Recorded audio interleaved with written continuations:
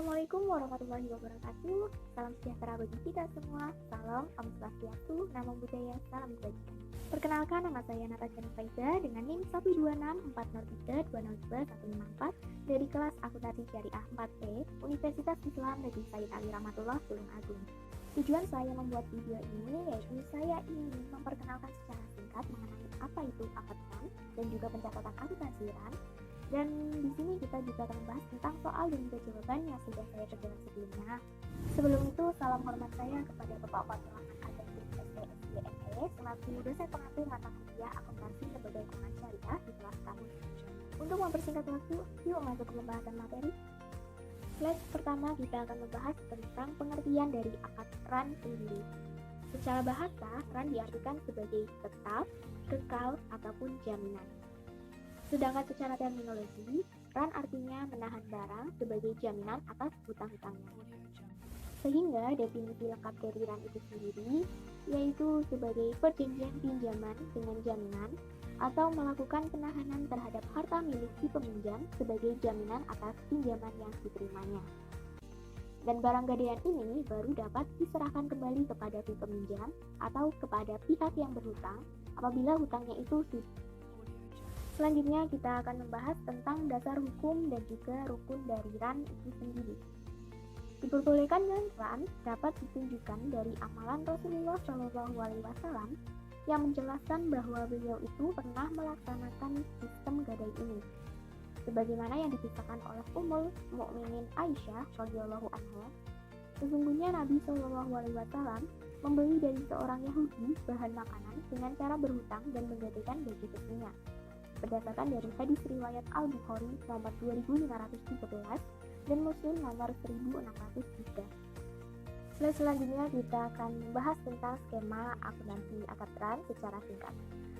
Yang pertama, terjadinya akad transaksi yang disepakati oleh kedua belah pihak, yaitu antara pihak rahin atau pihak yang menggadaikan dan juga pihak murtahin atau pihak pegadaian. Setelah akad transaksi tersebut dilaksanakan, maka yang kedua yaitu penyerahan marhubi atau hutang dalam artian sebagai pemberian hutang oleh pihak murtahin atau pihak pegadaian kepada pihak rahin, pihak yang menggadaikan barang. Setelah pemberian hutang itu dilakukan, kemudian yang ketiga, pihak rahin diwajibkan untuk memberikan marhun atau barang kepada pihak pegadaian sebagai bentuk jaminan atas hutang yang dilakukan oleh pihak rahin. Kemudian yang selanjutnya kita akan membahas tentang soalan dan juga jawaban dari akuntansi ran yang sudah saya buat sebelumnya. Soalannya, digadaikan HP Asus 5S dan laptop Asus ROG Zephyrus dan pihak pegadaian menaksir bahwa harga HP itu senilai 10 juta rupiah dan harga laptop senilai 20 juta rupiah.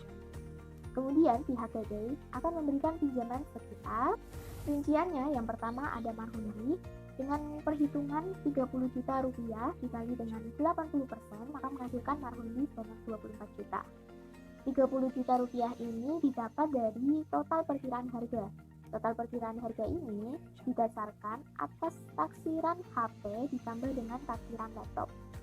Jadi 10 juta ditambah dengan 20 juta menghasilkan total perkiraan harga sebanyak 30 juta rupiah. Dan 80% ini didapat atas persentase pencairan uang yang ditentukan oleh masing-masing kebijakan dari pegadaian, maka menghasilkan marhubi sebanyak 24 juta rupiah. Rincian yang kedua ada biaya administrasi sebanyak 12.000 rupiah.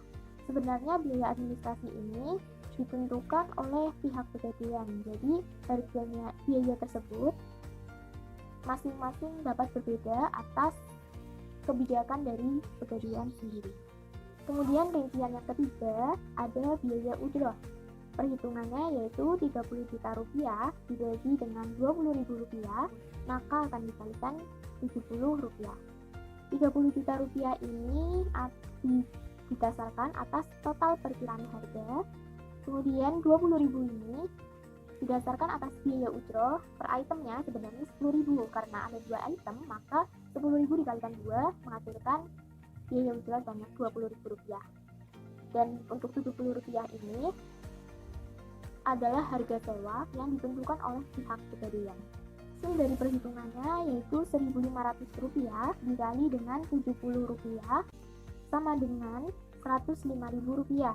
Rp105.000 ini akan dikalikan dengan 15. 15 ini didapatkan atas 150 dibagi 10.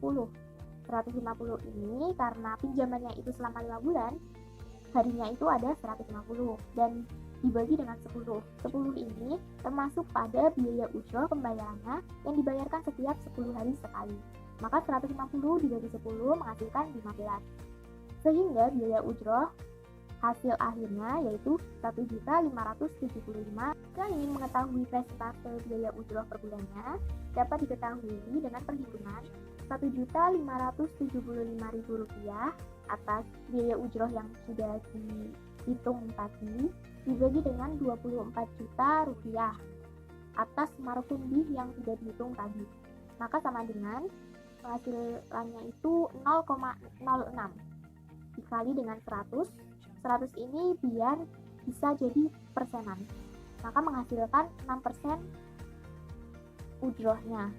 Dan 6% ini akan dibagi dengan 5. 5 ini yang termasuk pada pinjaman selama 5 bulan. Jadi 6% dibagi 5 sama dengan 1,2% per bulannya.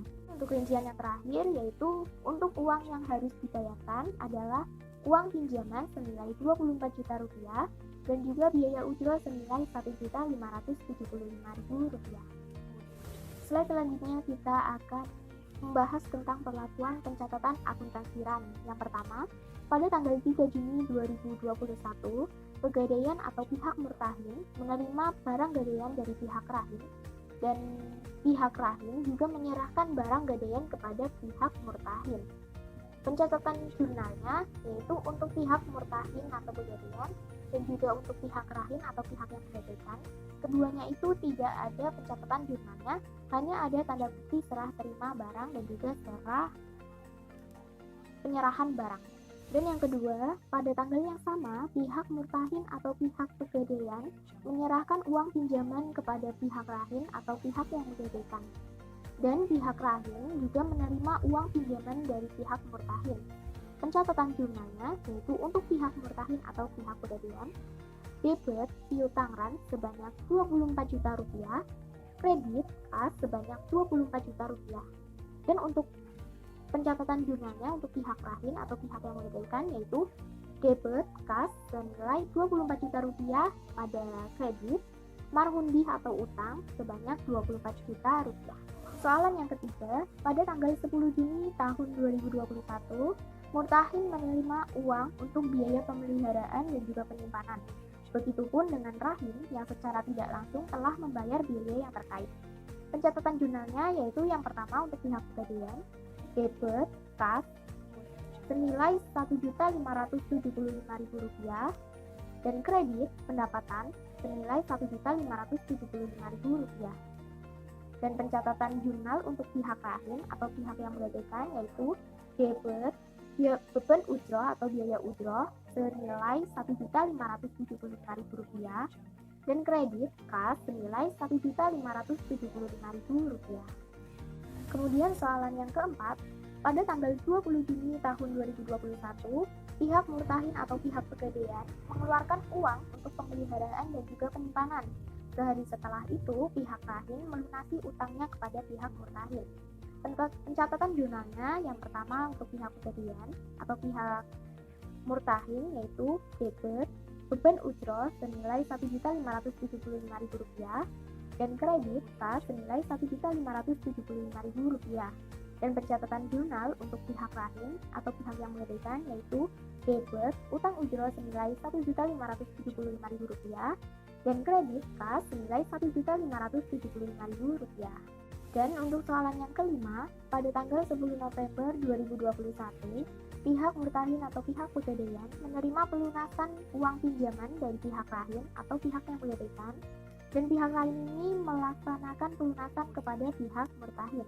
Pencatatan jurnalnya yaitu untuk pihak murtahin atau pihak pegadaian, debit kas senilai Rp24 juta dan kredit piutang RAN senilai Rp24 juta. Dan pencatatan jurnal untuk pihak rahin atau pihak yang menggadaikan, debit utang RAN senilai Rp24 juta dan kredit kas senilai Rp24 juta. Kemudian soalan yang keenam, yaitu perumpamaan apabila pihak rahim belum melakukan pembayaran pada saat jatuh tempo. Pencatatan jurnalnya untuk pihak murtahin atau pegadaian, debit piutang rahim jatuh tempo senilai Rp24 juta dan kredit piutang ran atau gadai senilai Rp24 juta. Dan pencatatan jurnal untuk pihak rahim atau pihak yang menggadaikan yaitu tidak ada jurnal tercatat. Kemudian untuk soalan yang ketujuh, perumpamaan apabila terjadi pembayaran yang telah jatuh tempo.